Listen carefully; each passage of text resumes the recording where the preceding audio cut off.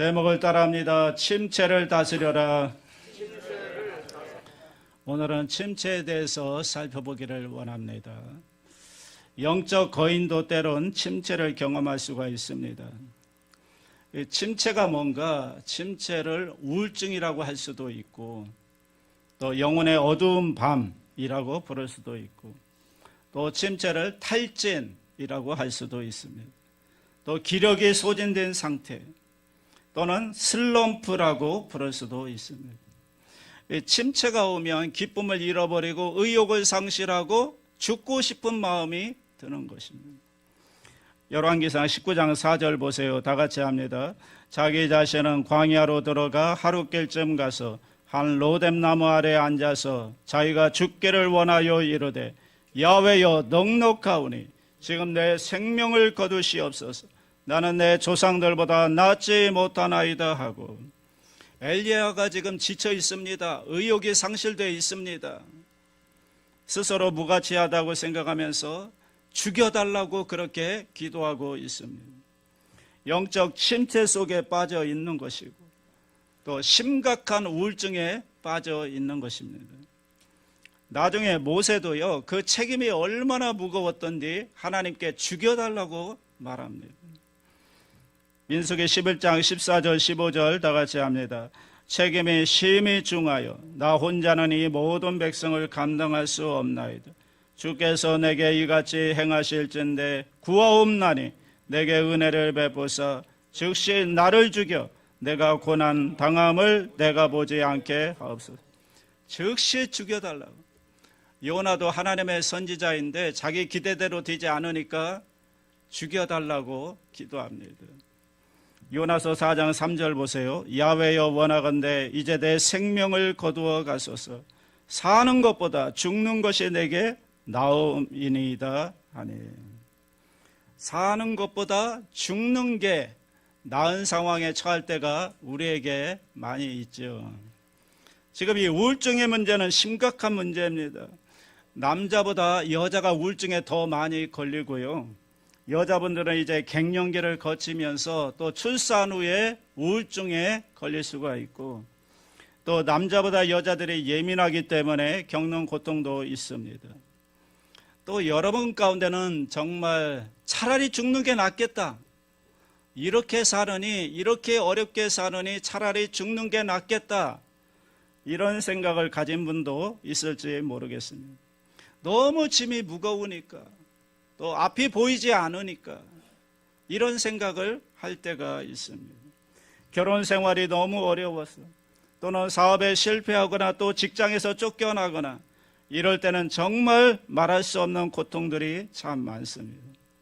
자, 그런 문제가 어떻게 침체나 이런 우울증으로 찾아오는지 우리가 좀 살펴볼 필요가 있습니다.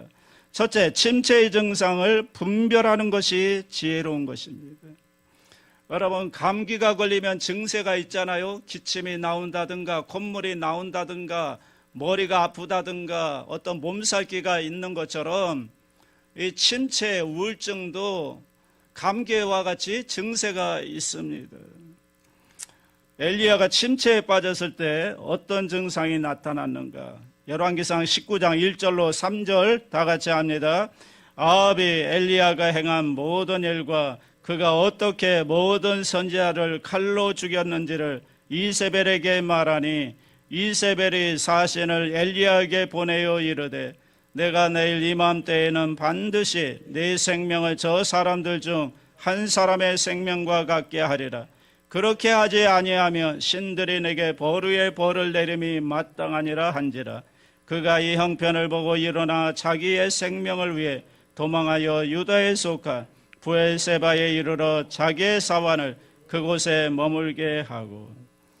대단히 용맹스러웠던 엘리야가 이세벨의 위협 앞에 도망을 하고 있습니다. 자, 어떤 증세가 있었는가? 첫째, 침체의 증상은 두려움입니다. 3절 말씀을 공동번역은 이렇게 번역합니다. 엘리야는 두려워 떨며 목숨을 구하여 급히 도망쳤다. 엘리야가 경험한 것은 두려움이죠. 갑자기 엄청난 두려움이 엄습해 온 겁니다. 이것을 공황장애라고 말합니다. 요즘 많은 젊은이들이 공황장애를 겪고 있고 또 팬데믹 기간 동안에 많은 분들이 공황장애를 경험했습니다. 네이버 사전에 보니까 공황장애란 뚜렷한 근거나 이유 없이 갑자기 심한 불안과 공포를 느끼는 공황 발작이 뒤풀이해서 일어나는 병. 공황 발작이 일어나면 심장이 빨리 뛰고 호흡이 가빠지는 등의 증상을 보이며 곧 죽을 것 같은 두려움을 느끼게 된다. 주변에서 공황장애를 겪은 분들의 얘기를 들어보면 막 죽을 것 같다는 겁니다. 막 두려움이 엄습해오고. 둘째, 침체의 증상은 탈진입니다. 번아웃이라고 하는데 에너지가 완전히 소모된 것입니다. 기력이 완전히 소모된 상태. 여러분, 자동차 같으면 기름이 다 떨어진 상태, 이게 바로 탈진입니다. 엘리야가 지금 육체적 탈진을 겪는 겁니다. 영적으로는 굉장히 강했죠. 그런데 육체적으로 탈진한 겁니다. 바알 선지자 450명을 쳐 죽였죠. 또 비가 오기를 위해서 간절히 기도했죠. 그리고 아합의 마차는 가는데 엘리야는 하나님의 능력으로 마차보다 앞서 달려가는, 그랬으니 육체적으로 완전히 탈진이 된 것입니다. 셋째, 침체의 증상은 의욕상실입니다. 4절에 보시면 자기가 죽기를 원하여 이르되 야훼여 넉넉하오니 지금 내 생명을 거두시옵소서. 엘리야는 열심히 특심인 사람인데, 열정이 대단한 사람인데 지금 죽기를 원하는 것입니다. 엘리야가 하나님 됐습니다. 저 이제 데려가십시오. 하늘에서 불을 내린 듯, 하늘에서 비를 내린 듯 무슨 소용이 있습니까? 백성들은 하나도 변하지 않는데. 그러면서 모든 의욕을 상실해버린 것입니다. 모든 게 다 귀찮아진 것입니다. 넷째, 침체의 증상은 열등감입니다. 4절 보십시오. 나는 내 조상들보다 낫지 못하느이다. 비교를 하게 됩니다. 그래서 침체를 겪으면 자존감이 낮아지고 열등감이 높아집니다. 수 애킨스라는 사람이 우울의 심리학에서 우울증을 이렇게 설명하고 있습니다. 이걸 아는 게 대단히 중요한데 한번 잘 들어보십시오. 나는 이 우울증의 증세가 혹시 있지 않은지.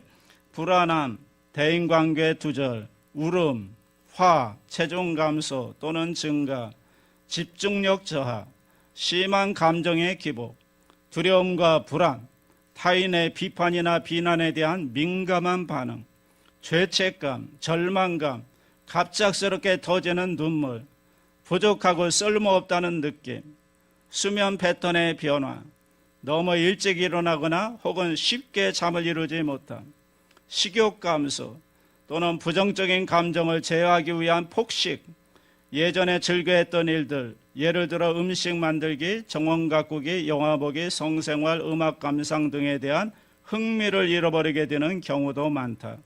만약 당신이 이렇게 삶의 방식이 바뀌는 것을 경험하고 있다면 우울증이 아닌가 의심해 볼 필요가 있다. 다섯 번째, 침체의 증상은 고립입니다. 10절 말씀 다 같이 합니다. 그가 대답하되 내가 만군의 하나님 야훼께 열심히 유별하오니 이는 이스라엘 자손이 주의 언약을 버리고 주의 제단을 헐며 칼로 주의 선지자들을 죽였음이오며 오직 나만 남았거늘 그들이 내 생명을 찾아 빼앗으려 하나이다. 오직 나만 남았습니다. 이 연민 스스로 고립을 시키는 것입니다. 이렇게 침체를 경험하거나 우울증에 걸리면 옆에 좋은 분이 있어주는 게 대단히 중요한데 스스로 외롭게 혼자서 지금 광야로 들어가는 것입니다. 이게 아주 진짜 위험한 거지요. 그래서 우울증에 걸린 사람들은 방에 틀어박혀서 밖에 잘 나오지를 않습니다. 이런 것들이 이제 침체의 증상인 것입니다. 둘째로 침체의 원인을 분별하는 것이 지혜라는 거죠. 첫째, 큰 승리 후에 찾아온 공허감 때문에 침체를 경험할 수가 있습니다. 엘리야가 갈멜산에서 대단한 승리를 거두었잖아요. 450명의 바알 선지자를 처단하고 승리했는데 엘리야는 엄청난 일이 이루어졌다 생각했는데 결과가 별로 안 보이는 겁니다. 거기서 밀려오는 공허감이 많은 거죠. 이런 경우가 굉장히 많습니다. 결혼하면 좋을 줄 알았는데 별거 아닌 거예요. 그래서 신혼여행 가가지고 많이 싸우는 겁니다. 보니까 데이트할 때 그놈이 아닌 거예요. 전혀 다른 놈인 거예요. 너무너무 달아요. 거기서 오는 좌절감, 이 공허감 때문에 침체를 겪는 것입니다. 둘째, 사람들에 대한 실망 때문에 침체를 경험할 수 있습니다.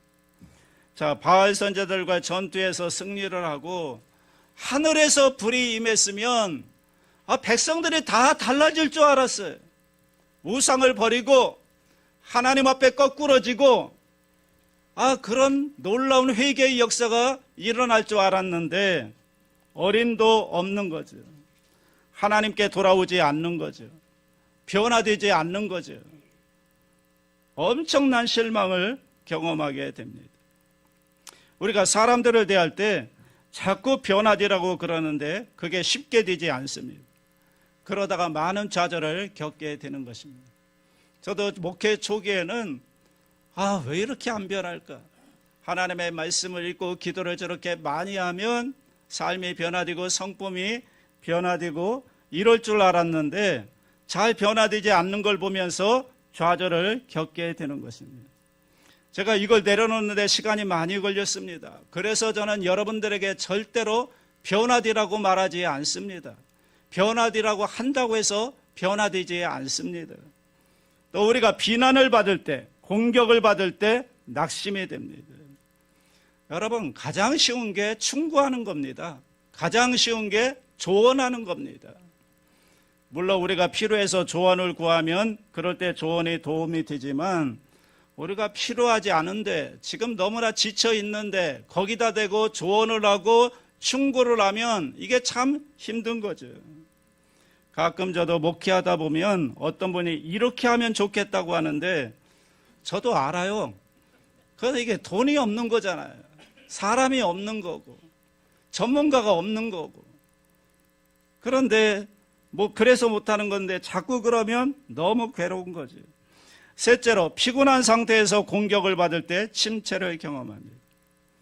엘리야는 지금 엄청 피곤한 상태인데 이세벨이 위협을 하는, 무섭게 공격하잖아요. 죽이겠다고 하잖아요. 이게 이제 괴로운 거죠. 여러분, 일이 잘 풀리고요. 또 심신이 건강할 때는, 피곤하지 않을 때는 누가 공격해도 쓰러지지 않습니다. 그런데 피곤할 때, 일이 잘 안 풀릴 때, 이때 누가 한마디 하면 팍팍 꽂히는 겁니다. 쓰러지는 겁니다. 찰스 스펄전이 목회자 후보생들에게 한 말을 들어보십시오. 마음이 섬세한 사람들은 거친 말을 들을 때 아주 뼈저리게 받아들인다. 제 아무리 훌륭한 영적인 목회자라도 오늘날과 같은 세상에서는 아주 안에 지나칠 정도로 예민하기 마련이다. 발길질을 한번 해보라. 말은 그것을 맞고도 끄떡없지만 멀쩡한 목사님은 그것을 얻어맞으면 죽는다. 살아가다 보면 우리의 전쟁에 따를 수밖에 없는 거친 타격에 우리의 영혼이 익숙하게 되지만 처음에는 이것을 얻어맞으면 완전히 비틀거리게 되고 앞이 캄캄해지기 마련이다. 저도 목회 초기에는 그런 겁니다. 지금은 많이 익숙해졌지만 별로 그렇지 않지만 누가 설교에 대해서 지적을 하면 처음에는 너무 힘들더라고요. 지금은 그냥 괜찮아요. 지금은 제가 좋은 말로 받아들이고 고치려고 애쓰는데 옛날에는 목회 초기에는 너무 힘든 거예요. 제가 중고등부 처음 맡았을 때 설교가 너무 그랬나 봐요. 장로님이 책을 한 20권 사가지고 이걸 한번 읽어보시라고 그래가지고 중고등부 아이들에 맞는 그런 설교를 해달라고. 처음에는 너무 힘들더라고요. 그런데 지금은 이제 익숙해져가지고 괜찮습니다. 사실은 지금도 힘들어요. 그러면서 스펄전 목사님이 이 비판과 비난을 잘 극복하지 못할 것 같으면 아예 목회의 길에 들어서지 말라. 이렇게 말합니다. 참된 목회자가 당할 시련은 한두 가지가 아니지만 배은망덕한 신자가 일으키는 골치는 공공연한 원수들의 신랄한 공격보다 더 견디기 힘들다. 마음 편하고 조용하게 인생을 보내려는 사람은 아무도 이 목회적에 들어서지 말라. 그런 사람이 발을 들여놓았다간 넌덜이 나서 달아나고 말 것이다. 목회 어렵습니다. 누가 와서 목회한다고 그러면 말리고 싶습니다. 얼마나 어려운지. 넷째, 하나님을 바라보기보다 형편을 바라볼 때 침체를 경험할 수 있습니다. 3절에 보면 그가 이 형편을 보고 일어나 자기의 생명을 위해 도망하여. 하나님을 바라봤던 그가 형편을 바라보니까 침체에 빠지게 된 것입니다. 여러분, 하나님의 사람들은 하나님을 바라봐야 됩니다. 하나님을 의지해야 됩니다. 그래야 힘을 얻을 수가 있는 거예요. 형편을 바라보고 사람을 바라보고 환경을 바라보면 침체될 수밖에 없는 거예요. 낙심이 되는 거예요.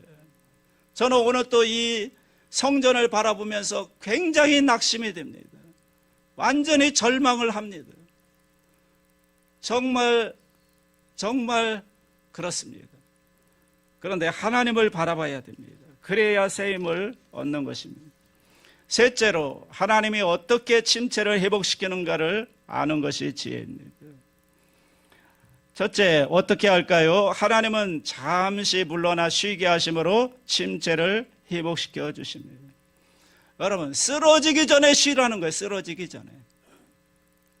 여러분, 아파 보세요. 딱 수술대에 올라가면요, 아무것도 못해요.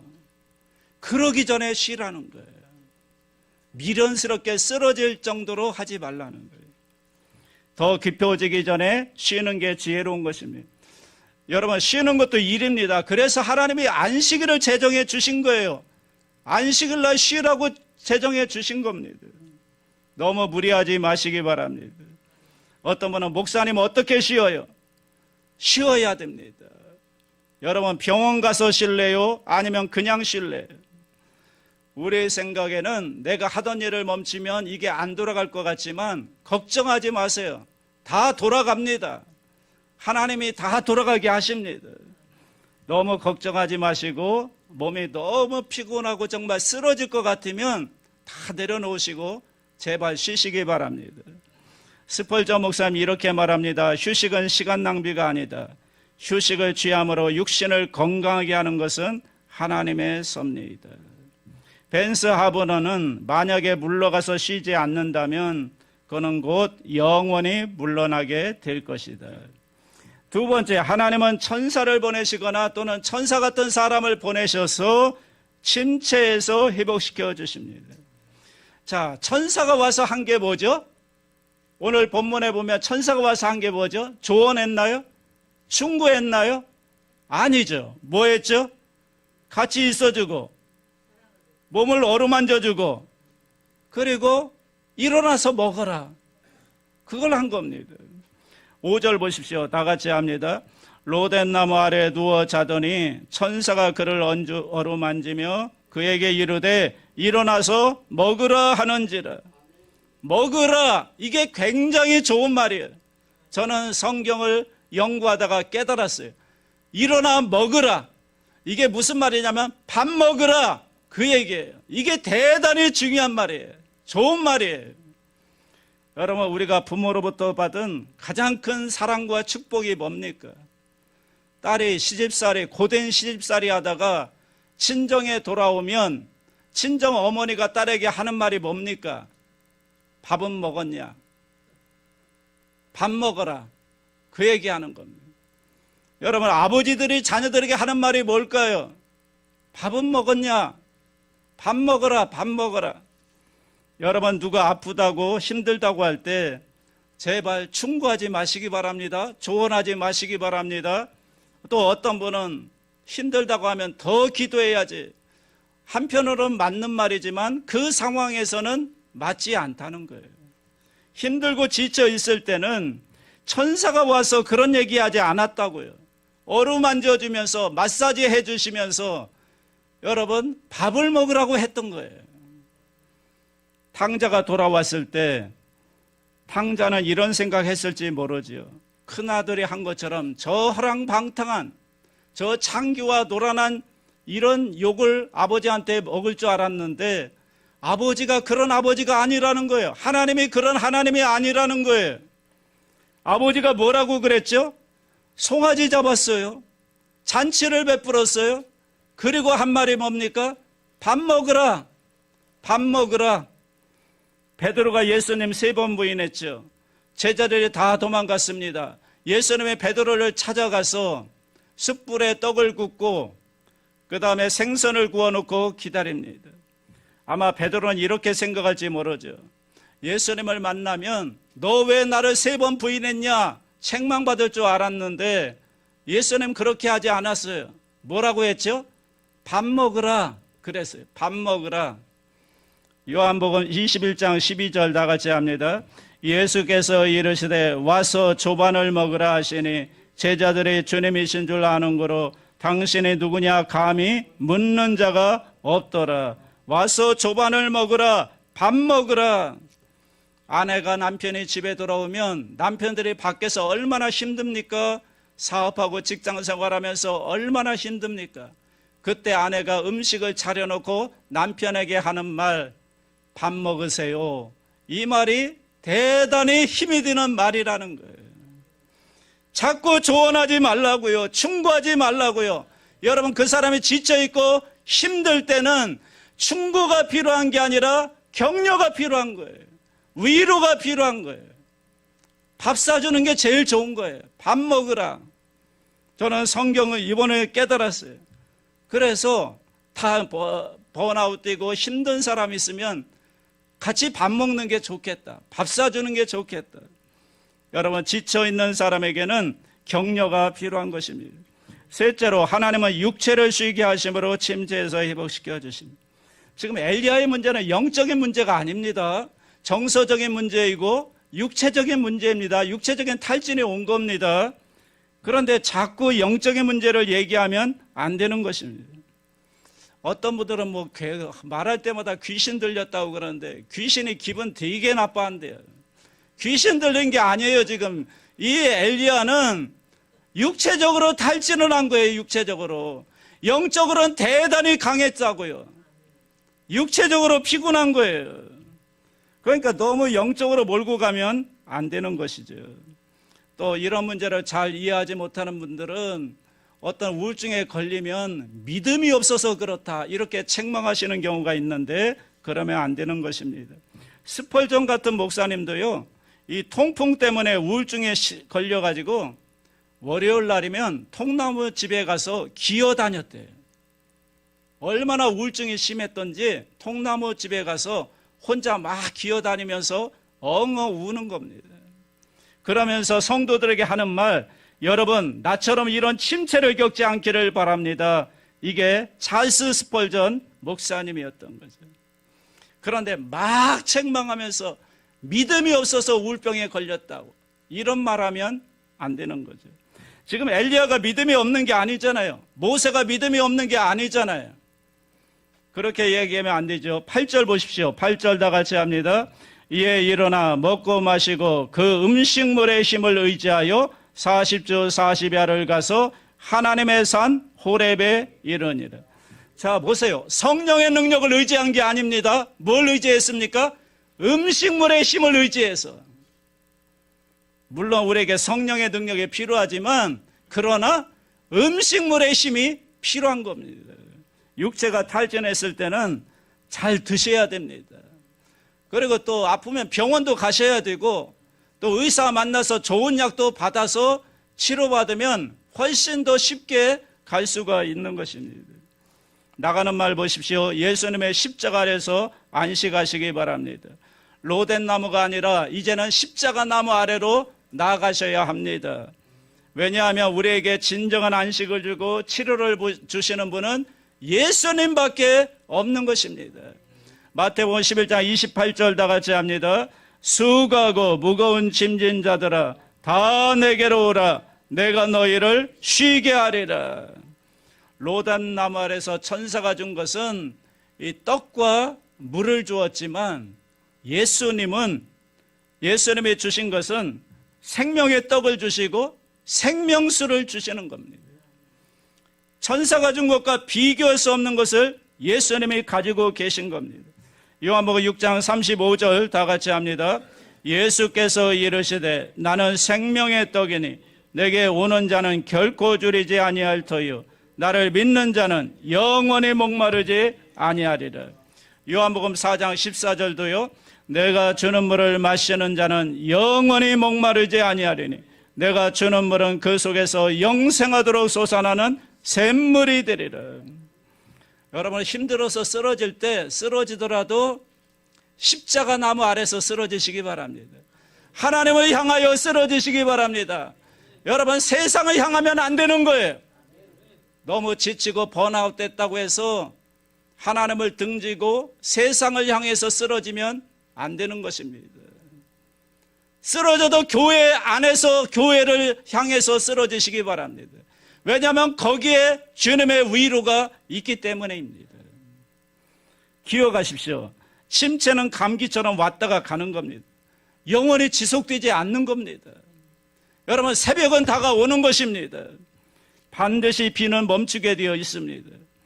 여러분 하나님이 여러분을 아십니다. 여러분의 체질을 아시고 우리의 약함을 아십니다.